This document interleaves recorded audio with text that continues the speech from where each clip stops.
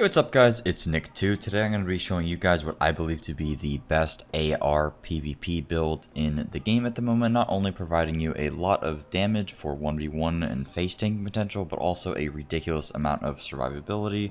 So just an overall great PvP build. Unfortunately, at the moment, normalized is pretty much unplayable because there's a lot of people running around with the armor glitch, so I don't really have very much gameplay for you. Just have a couple clips at the start here just to show you the damage potential from this build. And of course, like many of the builds, it's not best in slot. I don't have the absolute perfect setup, but as it stands, it is pretty strong. I think you guys will definitely like this build. So starting off with the specialization, of course, I'm running sharpshooter, pretty standard stuff, headshot damage, reload speed, and stability.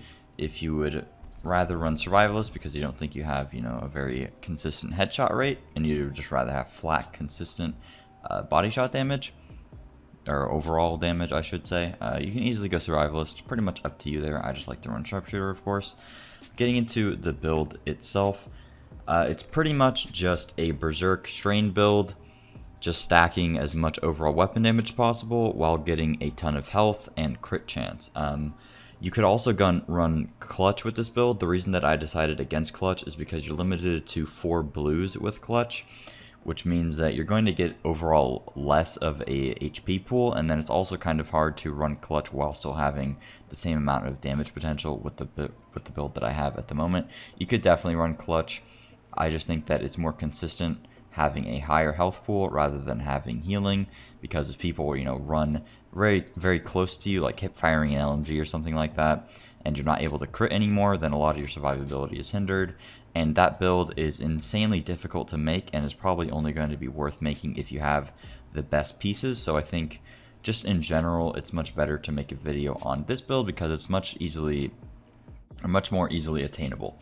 So like I said, main component of the build pretty much is just getting as much health as possible, getting berserk and strained on the gun, and then getting a lot of crit chance and just stacking HP as opposed to armor so that you gain more value out of berserk and strained. You'll benefit more from these talents than you would just by stacking a lot of armor. So let's just get into the guns, and then I'll go over every individual piece and what I got going. So at the moment, of course, this is an AR build. You could definitely decide to run an LMG or an SMG with this build, entirely up to you. A lot of people just like AR, so here I am. I'm using an AK at the moment. The reason that I'm running strained is because I have like well over 50% crit chance with this build. So when I get low armor, I just do a ton of additional damage with strained, and there really isn't any other talent that is worth running when you don't have, more or under 5 red, because you can't run Optimist anymore, right? And the only other good thing, I guess, would be Ranger, but in PvP, you really aren't fighting people with that much of a range.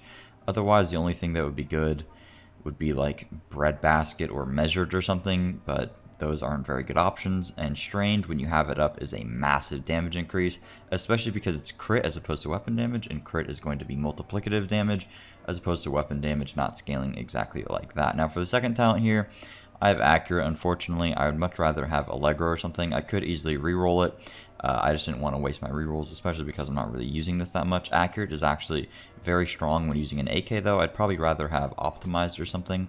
But the reason that I have this AK on as opposed to this one is because I didn't want to reroll my good AK. This one does have higher base damage, but also this one is a military AK, meaning that I am able to put on something on the muzzle, whereas on a classic AK, you're unable to do that. Of course, you could definitely run a P416 with this. That's probably going to be better for you. I just didn't have a second P4 that I wanted to use, so I figured I would just use the AK since it rolled with strained by default. For my second gun, I just have a Nemesis for the headshot damage. If you think you're going to be consistently killing people, you could also run a Chatterbox. Mine must be in my stash for the extra RPM after reloading when you get a kill. But for me, I'm just running the Nemesis for more consistent damage. So in terms of the mods, for the scope here, I went for optimal range, pretty much just so that I gained the benefit from having Nemesis. If you're not running Nemesis, you could easily run like a mini reflex sight for crit chance, and if you don't have that, you can run the crit damage sight. Nothing else is really worth using. Maybe stability if you're having like recoil problems with an AK or something. For the magazine, I have a headshot damage one on. It kind of depends on what you're doing. If you're in like a 1v1 scenario, you can usually kill people within one mag, so then getting the extra headshot damage is pretty nice. Otherwise, you could just run a +10 or +20 round mag. These are probably the safe choice. I don't really know why I had that equipped, but like I said, for 1v1 situations or just trying to do as much damage as possible in a quick period of time, the headshot damage mag is pretty nice, but 7% headshot damage isn't too much damage. For the muzzle, I went for crit chance just because, you know, I'm stacking crit chance already, just free extra damage pretty much, especially good with strained. Could also go for reload speed or crit damage, I suppose, or stability if that's a problem for you. And then for the muzzle, not much to go for. I went for crit damage, but, you know, like I said, you could easily go for stability or something else there. But yeah, if you want to run, I should mention, if you want to run an SMG or something, I'd definitely go strained with an SMG. And if you want to run an LMG, I'd probably go unhinged, but strained would also be very strong as well. Pretty much up to you, but like I said, this build is mainly revolving around an AR, so want to use an AK or a P416 there. Moving on to individual gear rolls. The branches that I got going on right now is I got one Fenris, of course, always going to be on the chest because you get 2 talents, and I mean the AR damage, pretty no-brainer there. And then I have 2-piece Providence. You might be wondering why I didn't decide to go for 3-piece Wyvern, probably being, you know, Wyvern mask, Wyvern holster, Wyvern backpack. Reason being is that my backpack and holster are just better being Gila, and I didn't think that it was worth losing all that I'm gaining from Gila to go for a Wyvern, you know, to go for the Wyvern 3-piece, getting the 10% crit chance. And you'll see why when I look at these pieces, because they're actually pretty insane and help out my HP pool a ton. Getting into individual pieces, on the mask here, I have a Wyvern mask, pretty much just for the crit damage, not really anything else worth going for. I could go for a Murakami mask like this and then gain some additional HP if I wanted to. But my Wyvern mask is pretty strong as is. I got 7.5% crit chance along with 20k HP, which is a huge amount of health. There really isn't any talent worth going for here, at least wise in a PvP scenario, so kind of just have a random talent. Doesn't really matter. Main thing here is you just want to get a decent amount of crit chance along with a ton of health.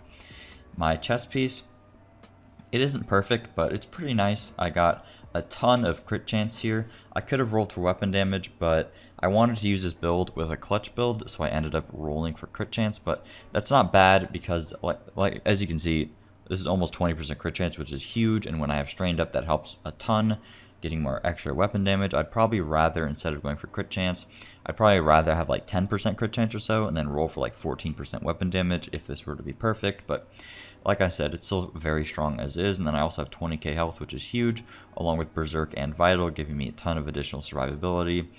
I have just the amount of health that I'm getting from this one chest piece is insane. And then I have a generic mod thrown into a utility mod here, giving me 5%. I'd actually rather have an offensive system mod slot, kind of like this, just giving me weapon damage, damage to armor, and then AR damage or something along those lines. But it's very hard to come by a chest piece that is this good, so I'm happy to be stuck with that mod there. Now the Gila Holster, this is one of the things that many of you guys might be very confused as to why I would run it, because I don't have a talent, right? The reason is because I can get health at a very large roll and crit chance on the same holster. This could actually be max crit chance at 15% if I were to get a lower armor roll here, but I'm getting 30k health and crit chance, which is huge. But another thing that a lot of people might overlook is that instead of having a talent here like Devastating or Precise, I actually get an offensive protocol mod slot and an offensive system mod slot. And if you do the math, an offensive system mod slot is actually better than having the talent Devastating. So I'm pretty much just compensating for the lack of a talent by gaining an offensive system mod slot, which is very strong, giving me 1% weapon damage, 3% AR damage, so 4% weapon damage in total, and 2% damage to armor. But if you don't want a damage to armor mod, you could easily swap that out for, you know, like a 6 or 7% weapon damage plus AR damage mod, which is just insane. And you're also getting the huge amount of HP from this and a pretty good amount of crit chance as well. So that's the reason that I'm running the Gila Holster. You could run Wyvern if you just want to go for more crit chance, but it's really nice having that high amount of HP there. Pretty much same thing with the backpack here. The reason that I'm running the backpack is because I was able to get a huge health roll on here. The main thing with the backpack though is you pretty much just want to get Vital because there isn't really anything else worth running. So you pretty much just want to get a backpack that has Vital, that has health and weapon damage and crit chance. The weapon damage here isn't too big, but I did decide oh my god, I can't speak English, instead of rolling the weapon damage to roll the health, because the max weapon damage that I had, I only could get it up to like 9%, and I figured that it would be way more valuable to have way more survivability than just rolling for a pretty negligible amount of weapon damage. You could decide to roll for a huge amount of crit chance if you have a decent health roll as is, but I mean, having 35k health is huge, along with having vital. Another good thing about Gila backpack is that you get 2 system mods. So if you have a generic mod like I do, I'd actually rather have, you know, a flat like 6% AR damage here, but damage to armor is pretty nice as well. You can also decide to throw in like an armor mod. But having that is also just pretty much free extra damage because it's only backpack that can get 2 system mods. And I'm also getting an offensive system mod, which is pretty insane because it's 5.5% AR damage and then 1% damage to armor, which is very strong. For the gloves, I decided to go for 2-piece Providence because there wasn't really anything else to fit in here, because the great thing about 2-piece Providence is that I'm able to get extra health. So pretty much just free survivability. And the great thing about Providence gloves is that they always roll with a blue, so you can get AR damage and health. If you didn't want to go Providence, you could easily go maybe Murakami gloves, kind of like how these are rolled, and just make sure to get, you know, an active, or not an active, a passive talent, such as like, you know, Devastating or Precise here. And then you would be able to get the 8% health from Murakami, and then you could go for like Wyvern, you know, knee pads, Wyvern backpack, and then you'd have 3-piece Wyvern without losing all that much. That's another alternative way to set it up, but the way that I have it set up is just because this is, you know, the gear that I have. So 10% AR damage, always want to roll for high AR damage here. You could have like 12%. I just don't have another pair of gloves with super high AR damage, and then I get a little bit of health, which is nice. Along with Precise, you could easily go for Devastating if you would like. And then on the knee pads, I have Providence knee pads with crit chance, and then the talent here doesn't really matter. You could go for Cloaked or something like that. I could have re-rolled it, not a big deal there. And then I have just a protocol mod with weapon damage and headshot damage, just free extra damage there. I could have higher crit chance here. The problem is that the knee pads that I had with high crit chance being at 9%, I already rolled, and I actually want to use these for a different build. So I wasn't going to re-roll that back, but you could get 9% crit chance here, which would be pretty good. So yeah, the build overall is very strong, as I'm sure you saw in the clip there. I have a ridiculous amount of survivability, almost 400k HP in total, being, you know, armor and health combined, and I have a lot of weapon damage as well, and especially even more damage when I get Berserk and Strained up. If you want to see the stats here, I got 52.5% crit chance, which could easily be higher if I had more crit chance on the backpack, more on the knee pads, and more on the holster. But 52.5 I think is more than enough. As long as you have 50%, you're still gaining 25% overall damage from Strained, which is a huge amount of damage. I have 37% crit damage by default, but when Strained is up, that's another 50%, so that put me to 87%. Then I got almost 100% weapon, or headshot damage, sorry. And then I have 21% all weapon damage, plus 33% AR damage, so, you know, 54% there, plus the potential 50% from Berserk, which is up a pretty good amount of the time, considering that I don't have a lot of armor, but I do have a lot of health. And then 5% AR damage, which is just 5% flat damage on top of that. And then, like before mentioned, I have almost 400k HP in total, which is very strong. So yeah, that's pretty much it for the build, guys. I hope you did enjoy. If you did, please make sure to drop a like and subscribe for videos similar to this one. If there's anything else you'd like me to see from me in the future, like an SMG build or something like that, just let me know down in the comments. But yeah, I hope you guys did enjoy, and I'll see you later. Peace.